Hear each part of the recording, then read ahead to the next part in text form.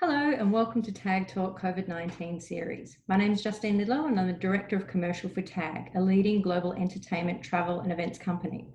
Throughout this series, I'll be talking to industry leaders from our preferred supply partners and valuable clients about what effects the coronavirus is having on their business and day-to-day operations, and just the lengths they're having to go to combat these challenges.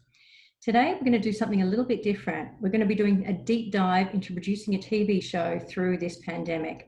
I'm very excited to be speaking with our very first client guest who just wrapped the Northern England's part of an international high-end TV production, which we're unable to name due to an NDA and confidentiality. Please welcome Iona Westlake, a freelancer who was a production coordinator for travel and accommodation, and our very own Deanna Williams from our film and media division of TAG, who was the travel manager assisting with the travel for the production. Welcome, ladies, and thanks so much for joining me today. Hi. I'll start with a question for you, Iona. Whilst we can't speak to the name of the production, are you able to give us, give the audience an idea of the scope of the project? For example, how many cast and crew? So we're quite sort of a large high-end TV project. We ended up having about 30 cast and up to 150 crew actually to accommodate. And yeah, so from the outset, when we were coming out of the back end of that hard lockdown period, we had to hit the ground running really. And, you know, we had to consider what our COVID guidelines were from our studio and how we had to interpret that into our way of working. And that goes right from how everything works on set, but also where you're choosing to accommodate your cast and crew. So we knew we didn't want to be in a city with all the sort of temptations a city might have on offer, like going out of an evening for restaurants and bars or what have you.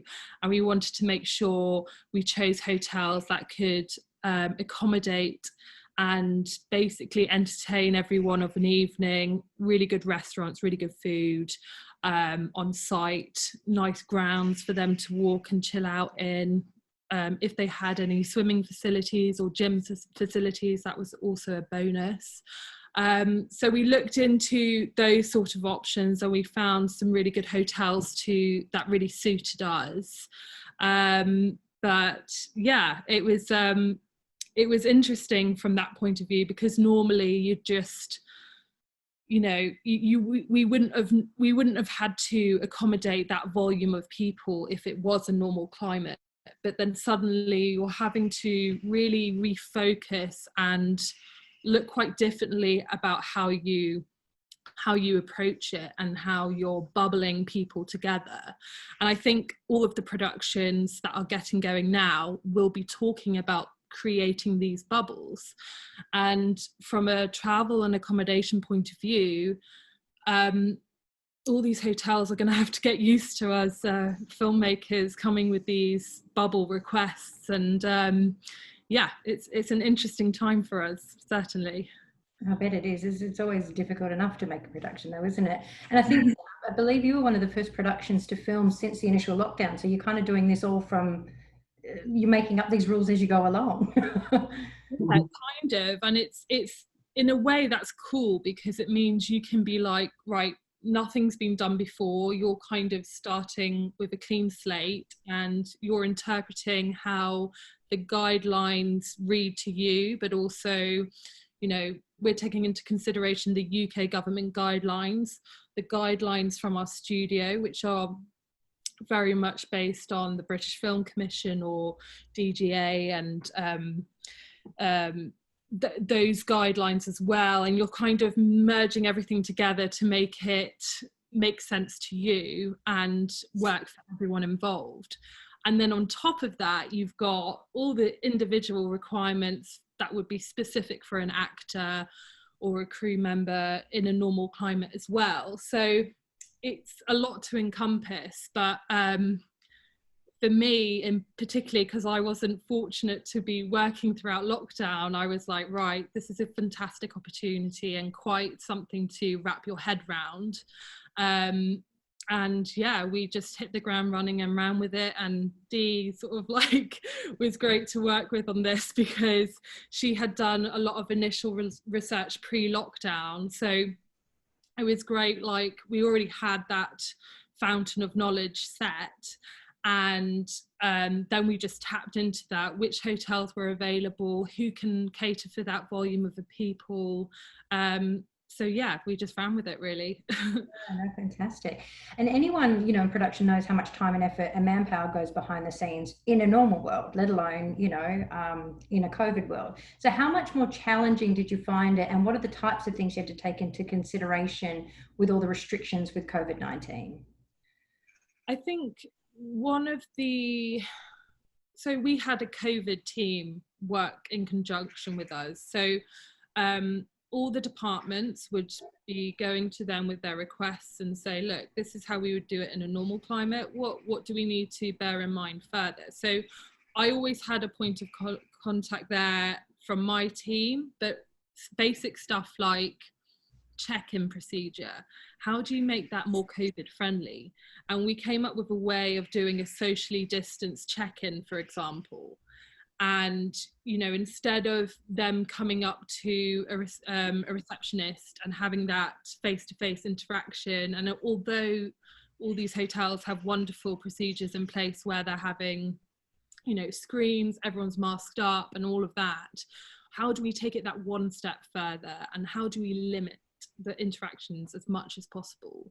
So there was a lot of that we put time and energy into, and that's quite a lot to take on, but also your number one priority is to make your cast and crew as safe as possible.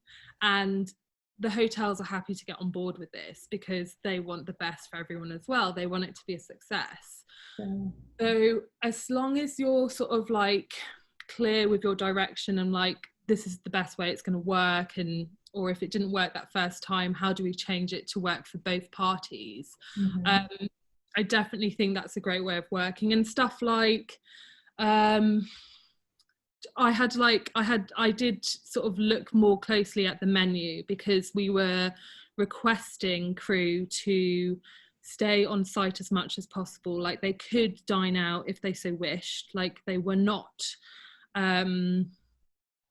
they didn't have to adhere to those stringent rules that some of the productions are starting to do, which is, you know, production deciding where they eat.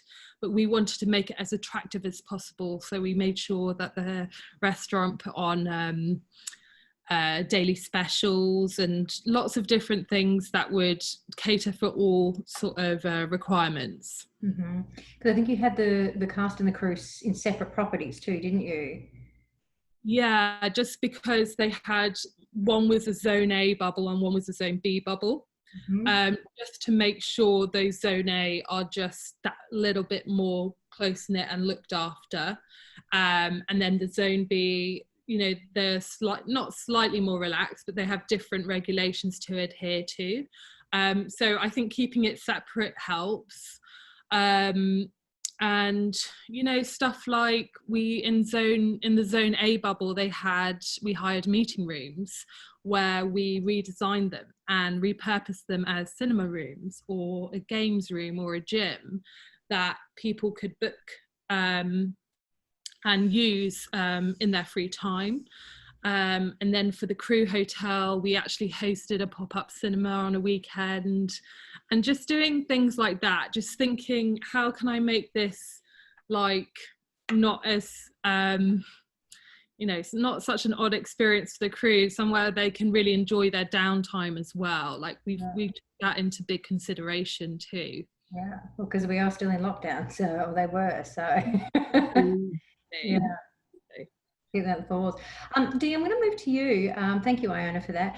Can you tell us the process from TAG's perspective of how we came about securing the accommodations for the production? Like how many hotels did you need to approach, and why you chose the properties that you did? Yeah, so I started working with the production around December last year. Obviously, COVID wasn't as, you know, in the press as it is now and all the rest of it. And we'd actually decided on some city centre hotels, you know, the team had looked at certain properties and we'd secured a deal, and then when March time come and lockdown happened, we cancelled everything because it all got pushed back a little bit. And then it became quite evident that, like as Iona said, being in the city centre would not be good when filming started again, because the temptation of them going to bars and nightclubs on their doorstep. So that's when we did the research and took them out of town. And it was a blessing in disguise, really, because 4 days before filming actually started, city centre Manchester became a red zone. So if we would have kept them in the city centre, we would have obviously had to have found new accommodation for everybody and start all over again. So we researched the outskirts and headed towards Cheshire, and we narrowed it down to the 2 properties that we went with, taking exclusive use at one hotel where the crew stayed, and the other hotel had 2 separate buildings, and we took the smaller building for the cast there. So yeah, there was a lot of work went into it. I would say probably 20-25 hotels was bidding for the business, and we narrowed it down. We spent a lot of time analysing. We met with the production team once we could. They all came up from London, and then between myself and Iona and the team, that's when we decided on the properties that we chose. Yeah. And what do you think the greatest challenges you found from an agency perspective when booking the production during COVID-19? Because this is all new to everybody, Yeah. So the biggest challenge was throughout May, when we was trying to speak to hotels that were actually closed.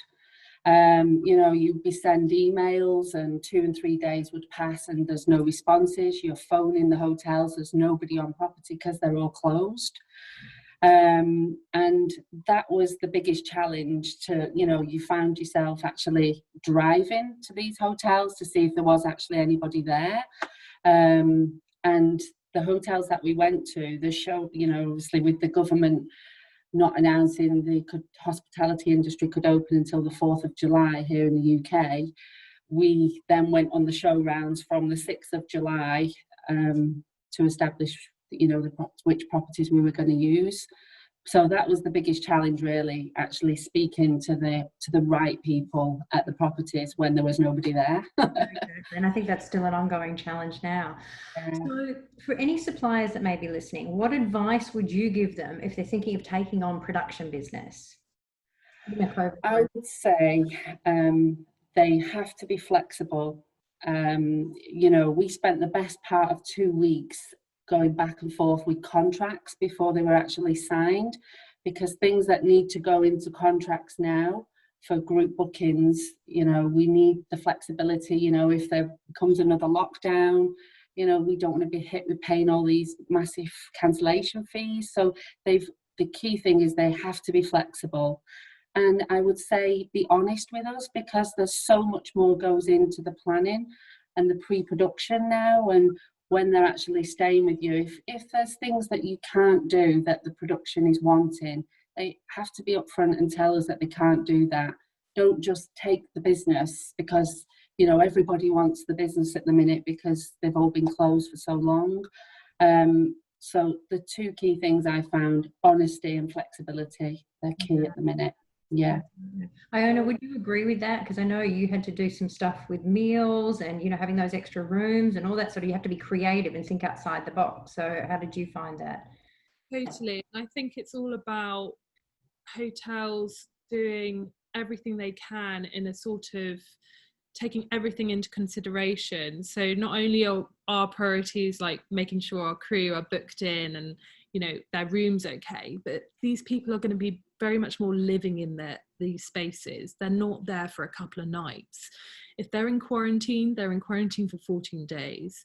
If they're working and suddenly someone comes down with COVID, God heaven forbid, they're going to have to be isolating in their room. Room service is going to be, necessary for not just one person, it could be an entire team of people.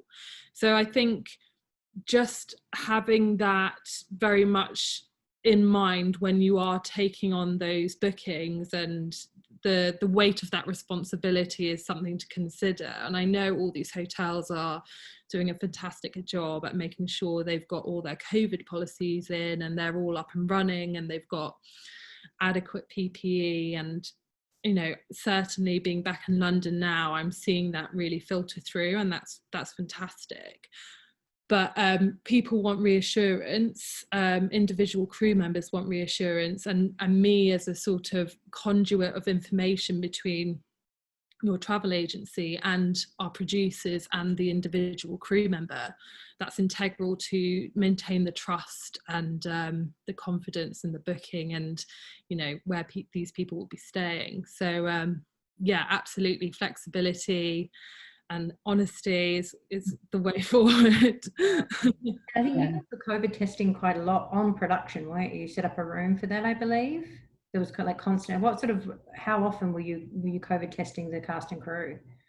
Yeah, so I guess we had a medic on site doing COVID testing, whether that's on set or at the hotel as a base. So there'll be times where they're on set or at the hotel throughout the day. And we also offered that to key members of the hotel staff that would be having slightly more interaction than the average hotel member.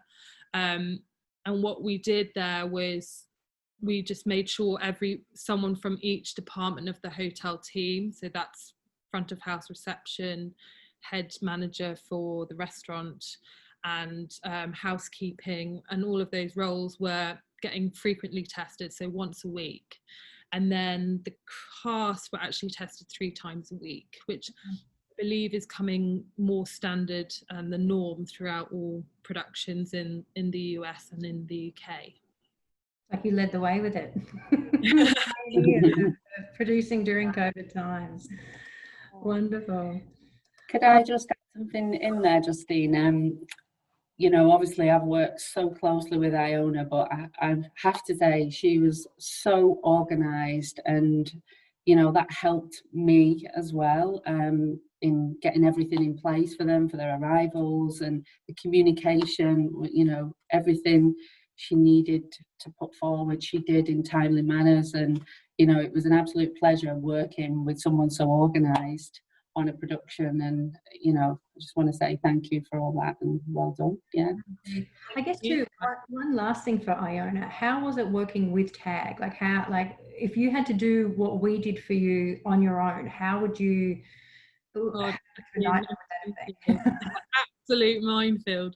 Because you know what, you guys just take the weight off our shoulders. You know, assistant coordinators, travel coordinators, all of that. You've got, you know, you could be wrangling something for a producer, or you know, some crew members lost their phone charger and they're desperate to get it back from their hotel room. A whole myriad of things get thrown at us. And if I know that, I'm like, right, I'll just shoot Deanna a quick email and TAG will sort it. It's a great comfort. It's a great comfort, and it gives us that reassurance that, you know, everything's achievable within a working day pretty much, and like, you know, we can get across the finish line, and we can get everything sorted. So that's been really fantastic. So thank you. It comes down to who you know in this world, doesn't it? Yeah. Well, thank you, ladies. That's all we have time for today, but thank you so much for joining me and sharing such valuable insights and exciting into the production world. And for those listening, if you have any upcoming production that needs some travel requirements, please don't hesitate to contact our film and media department at TAG, or visit www.tag-group.com/film-and-media. Until next time, please stay healthy, safe, and well. Ladies, thank you again for your time. I really appreciate it. You're welcome. Thank you. Thank you. Thanks, Justine.